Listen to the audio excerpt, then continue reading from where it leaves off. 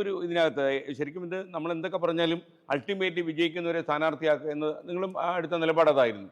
അപ്പോൾ ഇതിനകത്ത് ഇപ്പം ഹൈക്കമാൻഡിൻ്റെ തീരുമാനമായ നമുക്ക് വേറെ ആലോചിച്ച ആൾക്കാരുടെ പേരിൽ ഒരു ഇലക്ഷൻ അടിച്ചേൽപ്പിക്കുന്നത് ശരിയല്ല എന്നുള്ള വാദഗതി പറയുമ്പോൾ തന്നെ ചില മണ്ഡലങ്ങളിൽ ഒരുപക്ഷെ ഈ ആ സീറ്റ് പിടിച്ചെടുക്കാൻ കുറച്ചുകൂടെ എളുപ്പം ഇപ്പം ഈ സുധാകരനെ പോലുള്ള ആൾക്കാരായിരുന്നില്ലേ? അല്ല, നമുക്കിപ്പോൾ എല്ലാ മണ്ഡലത്തിലും നമുക്ക് സ്ഥാനാർത്ഥികളുണ്ട്. അത് പാർട്ടി ദേശീയ നേതൃത്വത്തിൻ്റെ തീരുമാനമാണ്.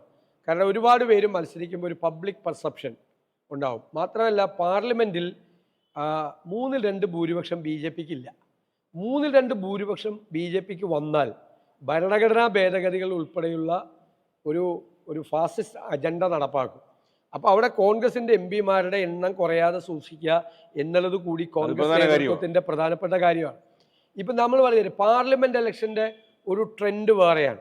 ആ ട്രെൻഡിൽ ജയിക്കുന്നത് പോലെ നമുക്കൊരു ഉപതെരഞ്ഞെടുപ്പിൽ ഇപ്പം 4-5 പേരും മത്സരിച്ചാൽ ഉപതെരഞ്ഞെടുപ്പ് വരികയാണ്. ഉപതെരഞ്ഞെടുപ്പ് വരുമ്പോൾ എത്ര അസംബ്ലി മണ്ഡലത്തിലായിരിക്കും ഉപതെരഞ്ഞെടുപ്പ്?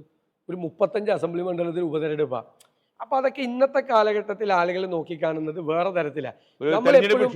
നമ്മളെപ്പോഴും രാഷ്ട്രീയ തീരുമാനങ്ങൾ എടുക്കുമ്പോൾ ആൾക്കൂട്ടത്തിൻ്റെ അഭിപ്രായമല്ല ഞാൻ പറഞ്ഞത്, പബ്ലിക് പെർസെപ്ഷൻ എന്താണ് എന്നുകൂടി രാഷ്ട്രീയ നേതാക്കൾ മനസ്സിലാക്കിയിട്ട് വേണം തീരുമാനം എടുക്കാൻ.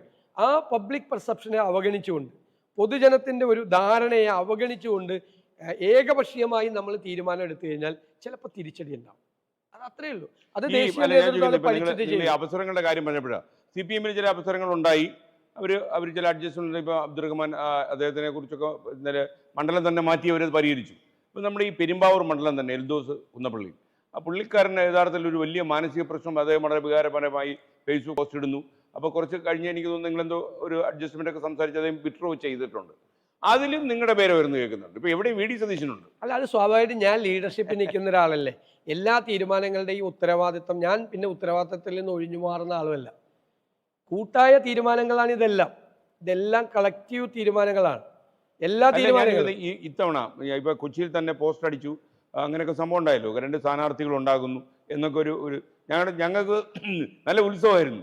കാര്യം ഞങ്ങൾ 2 ഒക്കെ ഷൂട്ട് ചെയ്ത് കാണിച്ചു. കൊച്ചിയിൽ ഇതാ 2 സ്ഥാനാർത്ഥികൾ എന്നൊക്കെ പറഞ്ഞ് ഞങ്ങൾ തകർത്ത്. അപ്പോൾ അത് കഴിഞ്ഞപ്പോൾ ഒരു സ്ഥാനാർത്ഥിയായി മാറി. അപ്പം ഞാൻ ചോദിച്ചത്, നിങ്ങൾ ഇങ്ങനെയുള്ള മണ്ഡലങ്ങൾ തീരുമാനിക്കുന്നതിൽ, സ്ഥാനാർത്ഥികളെ അന്തിമമായി തീരുമാനിക്കുന്നതിൽ VD സതീശൻ്റെ അപ്പർ ഹാൻഡ് എടുത്തിട്ടുണ്ടോ? അല്ലല്ല, ഇത് ഞാൻ പറയുന്നത് എല്ലാ തീരുമാനങ്ങളും ഇപ്പൊ വിവാദത്തിലായ തീരുമാനങ്ങൾ ഞാൻ ഉദാഹരണം പറയാം. ഇപ്പൊ പാലക്കാട് MLAക്ക് എതിരായ നടപടിയെടുത്തത്, നിലമ്പൂരിൽ PV അൻവർ മത്സരിച്ചോട്ടെ എന്ന് തീരുമാനമെടുത്തത്, ഇപ്പൊ ഈ സ്ഥാനാർത്ഥികളെ തീരുമാനിച്ചത്, MP മാരുടെ കാര്യത്തിലുണ്ടായ തീരുമാനം, ഇതൊക്കെ കൂട്ടായ തീരുമാനമാണ്. പക്ഷേ കൂട്ടായ തീരുമാനത്തിന്റെ ഇടയിൽ വിവാദങ്ങളാവുമ്പോൾ എൻ്റെ നേർക്കാണ് എല്ലാവരും തോക്ക് വയ്ക്കുന്നത്. കാരണം ഞാൻ ലീഡർഷിപ്പിൽ നിൽക്കുന്ന ആളാണ്, ഞാനിത് UDFന്റെ ചെയർമാനാണ്. പിന്നെ ഞാനാണെങ്കിൽ ഇതിൽ നിന്നൊന്നും ഒഴിഞ്ഞും മാറില്ല.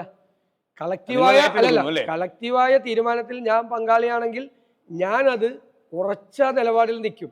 ഞാൻ അതിൽ വെള്ളം ചേർത്ത് അതങ്ങനെയല്ല, അത് എല്ലാവരും കൂടി നിർബന്ധിച്ചപ്പോൾ ഞാനും കൂടി ആയതാണ് എന്നല്ല. അപ്പം നമ്മൾ 4 പേരും കൂടി ഒരുമിച്ചൊരു തീരുമാനം, 5 പേര് കൂടി ഒരുമിച്ചൊരു തീരുമാനം എടുത്താൽ ആ തീരുമാനത്തിൻ്റെ ഉത്തരവാദിത്വം നമുക്ക് എല്ലാവർക്കും ഉണ്ട്. ഞാനത് കൃത്യമായി ഉറച്ച നിലപാടെടുത്ത് നിൽക്കും. അപ്പോൾ ചിലപ്പോൾ നമുക്ക് രാഷ്ട്രീയത്തിൽ എല്ലാം അനുകൂലമായ ഘടകങ്ങളായിട്ട് വരും, ചിലപ്പോൾ നമുക്ക് പ്രതികൂലമായ ഘടകങ്ങൾ വരും. നമുക്കെതിരായിട്ട് പ്രതികൂലമായി വരുന്ന കാര്യങ്ങളെ അനുകൂലമാക്കി മാറ്റിയെടുക്കുക എന്നുള്ളതാണ് ഈ പൊളിറ്റിക്കൽ ആർട്ട് എന്ന് പറയുന്നത്.